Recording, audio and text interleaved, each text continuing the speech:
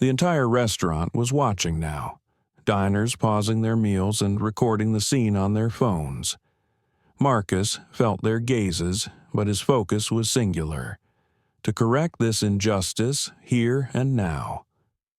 The flustered manager opened his mouth to speak, but Marcus interrupted him with a sharp, authoritative voice. What happened here? His tone was calm, but an undercurrent of anger was unmistakable, like the calm before a storm. The manager stammered, attempting to explain, but Marcus wasn't interested in excuses. His eyes flicked to the waiter, who looked like he wanted to disappear. "I'm asking you," Marcus said, his voice steady but filled with unspoken fury, "why was my mother treated this way in her own son's restaurant?" The silence that followed was deafening. The waiter, pale and visibly shaken, opened his mouth to respond, but no words came. His earlier smugness had evaporated, replaced by fear. He realized too late the gravity of his actions, and there was no way out. Without waiting for a response, Marcus turned to the waiter directly, his voice firm. "You're fired." The weight of those words hung in the air like a final judgment. "Get out of my restaurant." The waiter's face twisted in disbelief. For a moment, it seemed he might argue, but the look in Marcus's eyes silenced him. He understood there was no room for negotiation. With his head hanging low, the waiter slowly gathered his belongings and left, his footsteps heavy with the realization of what he had just lost. The tension in the restaurant was palpable as Marcus turned back to the manager, who stood frozen in place. "And you," Marcus said, his tone shifting slightly. "I trusted you to run this place in my absence. I expected you to ensure that everyone who walks through these doors is treated with respect. Clearly, that hasn't happened today." The manager swallowed hard, nodding quickly, aware that his job was also on the line. "I'm so sorry, Marcus," he began, his voice shaking. "It was a mistake." "It wasn't just a mistake," Marcus interrupted coldly. "It was a failure to uphold the values this restaurant stands for. I built this place to be a welcoming space for everyone, and my own mother was treated like she didn't belong. That's unacceptable." The room was completely still, every eye on Marcus as he spoke. His words weren't just for the manager or the staff. They were for everyone present and everyone who would hear about this later. This wasn't merely a personal matter. It was about justice and setting the record straight. Marcus took a deep breath and turned to the diners, raising his voice so everyone could hear. "What happened today was wrong," he stated firmly.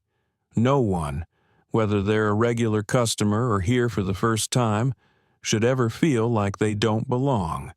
Not here, not anywhere." His words elicited murmurs and nods of agreement from the diners.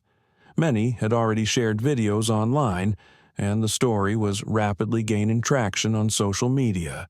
Marcus knew this moment was larger than his restaurant. It was a statement about the world they all wanted to create. "I want to apologize, not just to my mother, but to everyone who witnessed today's events," he continued, his voice steady and sincere. "This isn't the kind of establishment we run, and I promise you we will implement changes. I will ensure that something like this never happens again." There was a brief pause before a ripple of applause spread through the room. It wasn't loud, but it was heartfelt, a recognition of the importance of standing up against injustice. As the applause died down, Marcus turned to his mother, who had remained quiet throughout the confrontation, pride evident on her face. He walked over, his anger softened by their deep bond. "I'm sorry, Mom," he said quietly, his voice filled with genuine regret. Mrs. Johnson smiled knowingly. "You did the right thing," she replied gently. "That's all that matters." Together, they stood in the center of the restaurant, a symbol of the fight for justice, not just for themselves, but for everyone who had ever felt unwelcome. The struggle wasn't over, but today they had taken a stand. The story spread faster than anyone could have imagined. Within hours of the confrontation, videos flooded social media, gathering comments, likes, and shares at an overwhelming pace. People from all walks of life expressed outrage at the discrimination Mrs. Johnson faced, while others praised Marcus for his swift and decisive actions. News outlets picked up the story, framing it as a powerful moment of justice rather than a scandal. The headlines focused on how swiftly justice had been delivered. Marcus anticipated backlash from the community when he fired the waiter, but he was surprised by the flood of support. Local activists, community leaders, and customers reached out to express their solidarity, acknowledging how he handled the situation with dignity and integrity. The outpouring of positive feedback wasn't just about firing the waiter. It was about Marcus's public stance against discrimination in a space that had long prided itself on inclusivity. Social media transformed a painful moment into something much larger. The circulating videos not only showcased the confrontation, but also captured Marcus's speech, where he promised to ensure such incidents wouldn't happen again. This promise resonated with people in the community and beyond. Marcus recognized that the restaurant represented his values.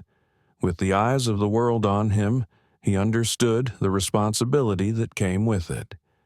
In the days that followed, he swiftly turned words into action. He announced several initiatives, starting with mandatory diversity and sensitivity training for all staff.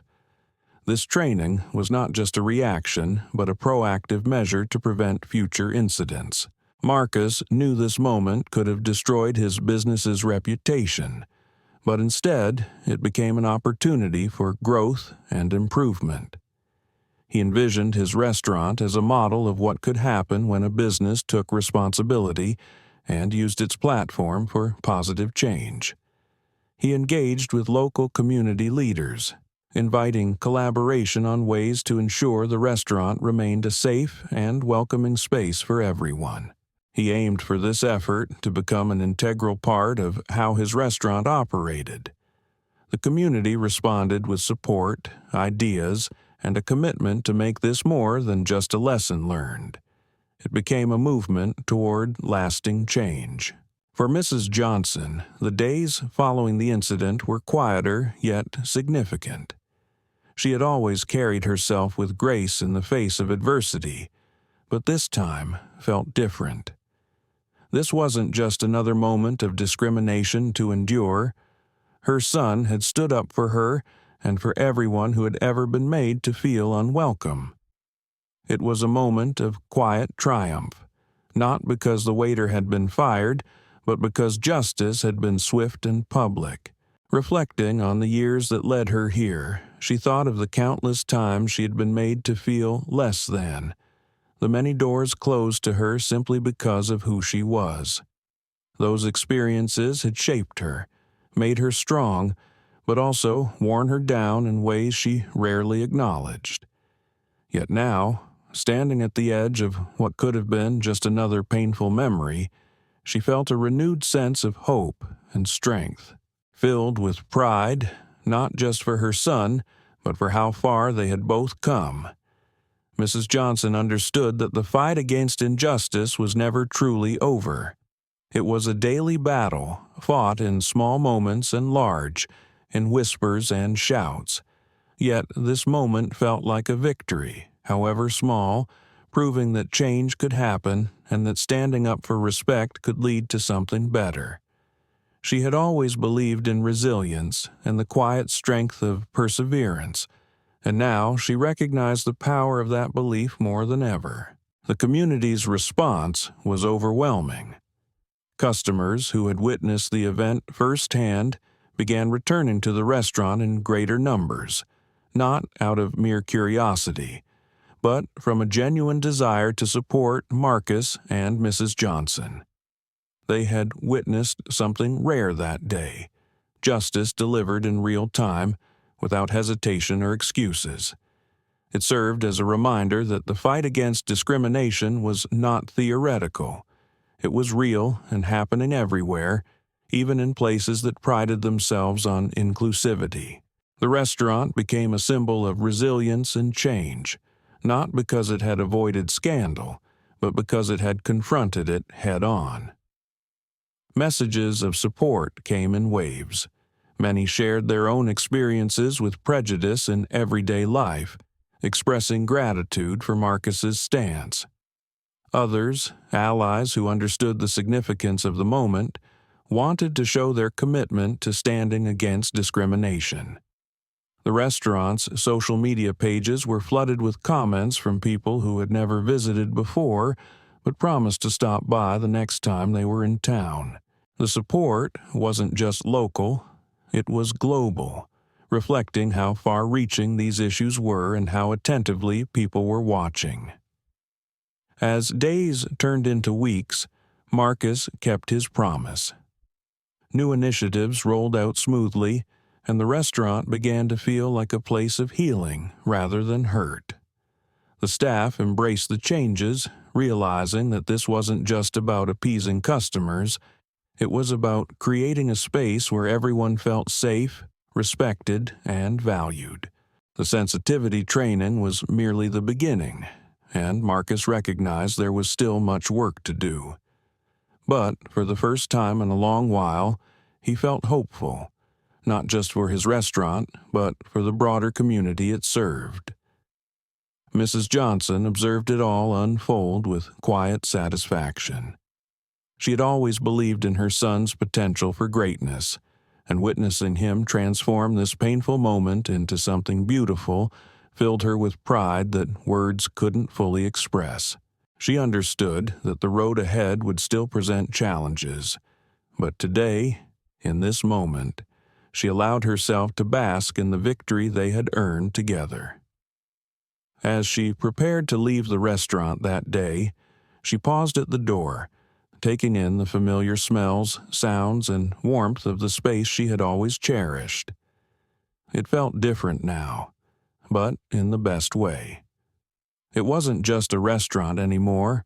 It was a beacon of resilience, justice, and dignity. Stepping outside, Mrs. Johnson was not just a mother or a customer. She was a symbol of strength, quiet defiance in the face of injustice, and the power of standing one's ground.